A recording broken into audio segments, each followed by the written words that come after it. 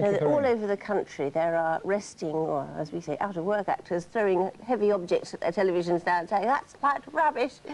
But I know what you mean in the sense that to be a fine comedian, it takes probably more elements than playing a serious part, which you're probably using slightly less technique in a way. The role I play in You Must Be the Husband, which is, I think, the first character I've ever played that I've actually liked. I mean, people tend to assume, quite rightly, that you are the character that you play on television. I know with the Goodies, people thought we lived in a sort of warren somewhere, like some furry animals. With You Must Be the Husband... No, we didn't. Just shattered another illusion. It is difficult, quite difficult, to actually play yourself and at the same time misunderstand. Quite a lot of You Must Be the Husband is based on the fact there is a very good couple, Alice and myself, Tom, Diane Keane, and the most important thing is they are a very good couple, and it's the rest of the world that is trying to destroy them. I mean, this particular jersey, for example, is the sign that I give to Miranda, who is my wife's agent, to ward off the evil spirits.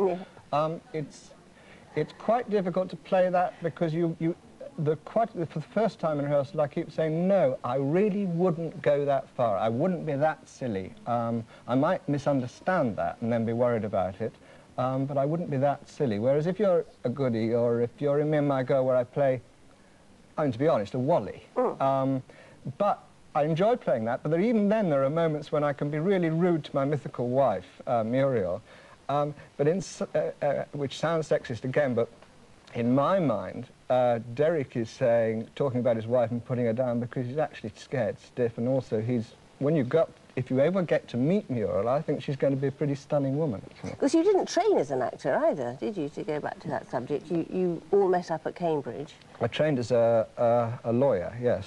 Well, I never thought I could act. I mean, some people would say that I can't. But certainly, the law is quite good because it teaches you to lie. Another Pandora's box. Barbara Preston calling us from Luton. Hello, Barbara. Hello. What's your question to Tim? Out of all the various comedy programmes Tim has done, which is his favourite and why?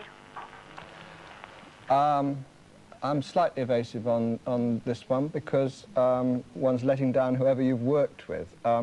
So I'll go back a bit. The one I'm proudest of, which people saw least, was a programme called At Last, the 1948 Show, which was myself, Marty Feldman, John Cleese, Graham Chapman and Amy MacDonald. And that is it was really the forerunner of the Goodies and Monty Python in a way. There were sketches in that which I still laugh at when I hear it on record. Unfortunately, I don't really have a proper video recording of it. The other thing also I'd like to mention is radio. I'm sorry I'll read that again, was a radio show I did years ago with the same people, John Cleese, etc., and that was our student review, did that. And that was, what was great about that was on radio you can play different characters. I used to play, Tim Brown wins, it was obviously me, and I used to play a character called Lady Constance de Coverlet. I remember, and yes. Also a dog called Spot, so there'd be the moment when I'd actually have to speak to myself and it would be, oh, and you said, Auntie, you're here. Yes, it gives me great pleasure, and I hope it always will. Woof! And I used to get them terribly muddled up. That's lovely, isn't it? And then, of course, there's I'm Sorry I Haven't a Clue. Yes, that's on at the moment. Which favourites. Well, with Barry Crowder, Graham Garden and Willie Rushton and Humphrey Littleton. That is the most frightening programme I've ever been in, because you're ad-libbing and trying to keep everything in the air, and there's a moment during that when a poem comes round, you've got to keep the scansion going, you've got to keep the rhyme going, and it is known I am the worst at that, and I have sweaty palms just at the thought of this poem coming towards me. But again, I think people enjoy that because they can hear the pain. If you come out with something witty, they will applaud it, but also they know that it is for real. That's comedy coming out from the heart.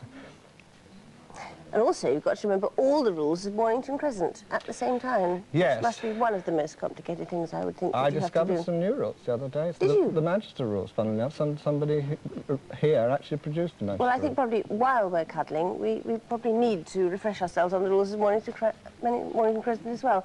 Thank you very much, Tim. Pleasure. Thank you for those that called. Thank you. It's Bob's turn.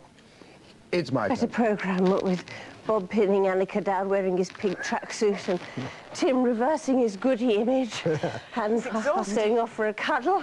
I think you'll be relieved to hear me say that's it for today. But thank you very much to our guests, Annika Rice and Tim Brooke-Taylor, and to you for watching. We'll be back on Monday. We'll be looking at the ITV wartime drama Wish Me Luck and the BBC Vet series All Creatures Great and Small. So if there's anything you'd like to know about those programmes, give us a call.